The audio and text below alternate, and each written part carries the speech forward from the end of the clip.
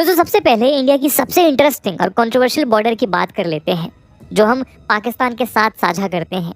India और पाकिस्तान के बीच 3,323 kilometre लंबा बॉर्डर है। ये figures ministry of home affairs द्वारा एक्सेप्टेड ऑफिशियल फिगर्स हैं। गुजरात से शुरू होते हुए Rajasthan, Punjab, union territories of Jammu and Kashmir और लद्दाख तक जाता है।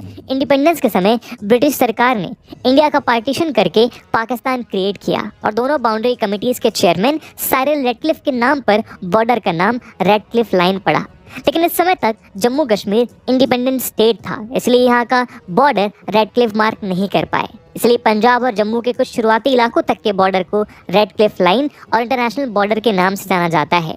26 अक्टूबर 1947 को जब महाराजा हरि सिंह ने इंडिया के साथ इंस्ट्रूमेंट ऑफ असेशन साइन किया, उस समय पाकिस्तान की ओर से बहुत से ट्राइबल वॉरलॉर्ड्स कश्मीर के बड़े हिस्से में इन्फिल्ट्रेट कर चुके थे। 1949 में जब यूनाइटेड नेशंस ने सीज फायर मीडिएट किया तो उस समय की पोजीशंस के हिसाब से जो बॉर्डर बना उसे सीज फायर लाइन कहा गया। 1971 वॉर में पाकिस्तान की करारी हार के बाद शिमला एग्रीमेंट साइन किया गया, जिसमें सीज फायर लाइन को लाइन ऑफ कंट्रोल यानी LOC का नाम दे दिया गया।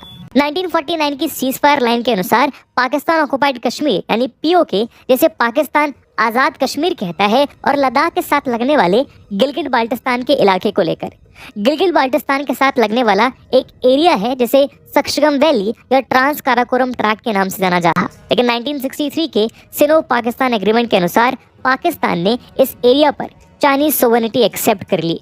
चलिए अब इंडिया पाकिस्तान बॉर्डर से थोड़ा आगे बढ़ते हैं और बात करते हैं इंडिया अफगानिस्तान बॉर्डर की। इस पतले से स्ट्रिप ऑफ लैंड की लेंथ महज 106 किलोमीटर की है, जो वाखान कॉरिडोर के एज पे सिचुएटेड है। इस बॉर्डर की इंपॉर्टेंस इंडिया के लिए काफी ज्यादा है क्योंकि Central Asia, Russia, West Asia और यूरोप के लिए ये एरिया एक गेटवे की तरह काम करता है और इन कंट्रीज के मार्केट्स को एक्सेस करने के लिए क्रिटिकल रोल प्ले कर सकता है। बिना इस जमीन के इंडिया सेंट्रल एशिया के लैंड रूट्स को एक्सेस करने के लिए पाकिस्तान के ऊपर डिपेंडेंट है। साथ ही स्मगलिंग, ऑर्गेनाइज्ड क्राइम और टेररिज्म को कंट्रोल करने के नजरिए से भी ये इलाका काफी महत्वपूर्ण है। दोस्तों इंडिया और चाइना एक लंबी लैंड बॉर्डर को शेयर करते हैं। इस बॉर्डर की लेंथ 3,488 किलोमीटर है, यानी लेंथ के मामले में ये बॉर्डर इंडिया पाकिस्तान बॉर्डर से भी लंबा है। ये बॉर्डर लद्दाख, हिमाचल प्रदेश, उत्तराखंड, सिक्किम और अरुणाचल प्रदेश के थ्रू पास करता है। इंडिया और चाइना बॉर्डर ब्रिटिशर्स के जमाने से ही कभी भी म्यूचुअली डिसाइड नहीं हुए थे। दोस्तों इंडिया नेपाल बाउंड्री की बात करें तो इस बॉर्डर की फुल लेंथ 1751 किलोमीटर है। ये एक ओपन बॉर्डर है, यानी बॉर्डर के दोनों तरफ आने जाने के लिए कोई स्ट्रिक्ट कंट्रोल्स नहीं है, इसलिए इसे पोरस बॉर्डर भी कहा जाता है। ये बॉर्डर उत्तराखंड, उत्तर प्रदेश, बिहार, वेस्ट बंगाल और सिक्किम जैसे इंडियन स्टेट से लगती है। तो जब हम बात करते हैं इंडिया के ऑल टाइम फ्रेंड कहे जाने वाले भूटान देश से लगने वाले बॉर्डर की, इंडिया भूटान बॉर्डर की टोटल लेंथ महज 699 किलोमीटर की है और ये भी इंडिया नेपाल की तरह एक ओपन बॉर्डर है। ये बॉर्डर असम, अरुणाचल प्रदेश, वेस्ट बंगाल और सिक्किम के थ्रू पास करता है।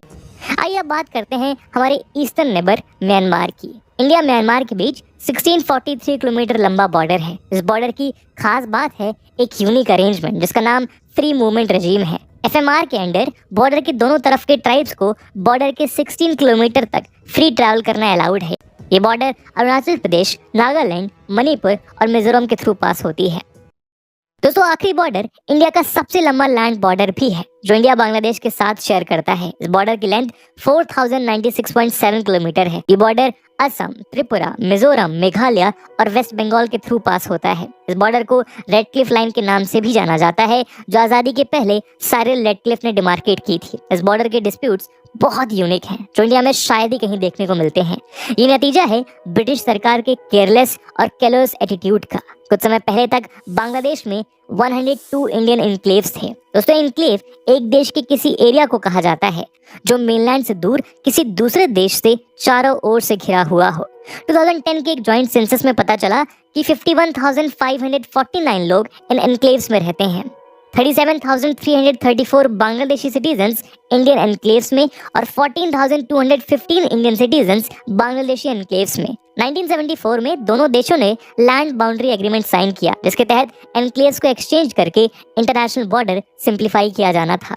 इसका एक रिवाइज वर्जन 7 मई 2015 को अडॉप्ट हुआ, जिसे इंडिया के पार्लियामेंट ने 100 अमेंडमेंट एक्ट के थ्रू इम्प्लीमेंट किया। इंडिया को 51 बांग्लादेशी एनक्लेव्स मिले, जबकि बांग्लादेश को 111 इंडियन एनक्लेव्स मिले।